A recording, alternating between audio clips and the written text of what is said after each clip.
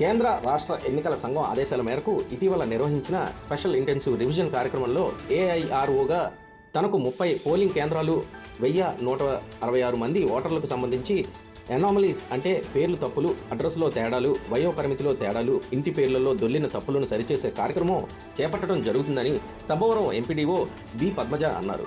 గురువారం ఆమె మీడియాతో మాట్లాడుతూ పెందుర్తి నియోజకవర్గ పరిధిలో మొత్తం 68 పోలింగ్ కేంద్రాల్లో తహసీల్దార్ ఎంపీడీఓలకు ఎస్ఐఆర్కు కేటాయించిన డిజిటలైజేషన్లో సుమారు 2300 ఓటర్లకు సంబంధించిన జాబితాలో తప్పులు దొర్లాయని చెప్పారు. వాటినే అనామలీస్ సవరణలో పేరుతో సెప్టెంబర్ 23 వరకు ఆయా పోలింగ్ కేంద్రాల పరిధిలో సచివాలయంలో ఎస్ఐఆర్ డిజిటలైజేషన్ సవరణలు చేపడతామన్నారు.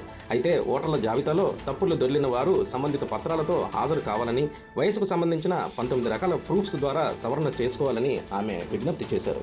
సర్ ప్రోగ్రాంలో నోటీసులు అవి ఇవ్వడం జరిగిందండి. మనం డిజిటైజేషన్ అది చేశాము. అందులో ఎనామలీస్ ఏవైతే వచ్చాయో, అంటే ఎనామలీస్ అంటే పేరు తప్పులు కానీ, ఇంటి పేర్లు లేకపోవడం కానీ, లేదా ఓటర్కి వాళ్ళ తల్లిదండ్రులకి వయసు వ్యత్యాసం తక్కువ ఉన్నా సరే అలాంటివన్నీ కూడా కరెక్షన్ చేయమని చెప్పి రావడం జరిగింది. 1 నుంచి 30 పోలింగ్ స్టేషన్ దాకా ఏవైతే ఉన్నాయో అందులో మొత్తం 1166 ఎనామలీస్ అయితే రావడం జరిగింది. ఆ ఎనామలీస్ అన్నిటికీ కూడా ఇప్పుడు డేట్ వారీ ఇచ్చుకొని ఒక్కొక్క రోజు ఒక్కొక్క పోలింగ్ స్టేషన్లో కొంతమంది ఓటర్లకు ఇచ్చి వాళ్ళని సపోర్ట్ డాక్యుమెంట్స్ ఏవైతే తీసుకొస్తున్నారో ఆ డాక్యుమెంట్స్ చూసి వాటిని మళ్ళీ కరెక్షన్ చేయడం జరుగుతుంది. ఈ కార్యక్రమానికి ఏఈఆర్ఓలు అందరూ కూడా హియరింగ్ విని వాళ్ళు అక్కడ డిసైడ్ చేసి డాక్యుమెంట్స్ పరిశీలించి ఆ ఎనామలీస్ అన్నింటినీ కూడా కరెక్షన్ చేయడం జరుగుతుందండి. ఎనామలీస్ అంటే పేరు తప్పుల వరకు అయితే అది బిఎల్ఓ కొంచెం లోకల్ ఎంక్వైరీ చేసుకొని వారి యొక్క సర్టిఫికేట్తో పేర్లు అన్నీ కూడా మనం మార్పు చేయవచ్చు. కానీ వయసుకు సంబంధించి మాత్రం ఏమైనా తేడాలు ఉన్నట్లయితే మాత్రం ఖచ్చితంగా దానికి డాక్యుమెంట్స్ అన్నది ఉండాలి. ఆధారం మనకి 19 రకాల డాక్యుమెంట్స్ ఇవ్వడం జరిగింది.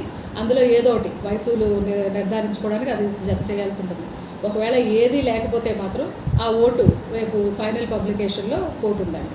సో అందరూ కూడా ఈ సపోర్టింగ్ డాక్యుమెంట్స్తో పాటు అటెండ్ అవ్వాల్సిందిగా నోటీస్ ఇచ్చినప్పుడే మనం అందరికీ చెప్పడం జరిగింది. మొత్తం 1 నుంచి 30 పోలింగ్ స్టేషన్ వరకు నోటీసులు కూడా సర్వ్ చేయడం జరిగింది. ఇంకా 1-2 సర్వ్ అవుతున్నాయి. ఈ కార్యక్రమం ఎప్పటి వరకు కొనసాగుతుంది? ఇది మనకి సెప్టెంబర్ 20 డేట్ కొంచెం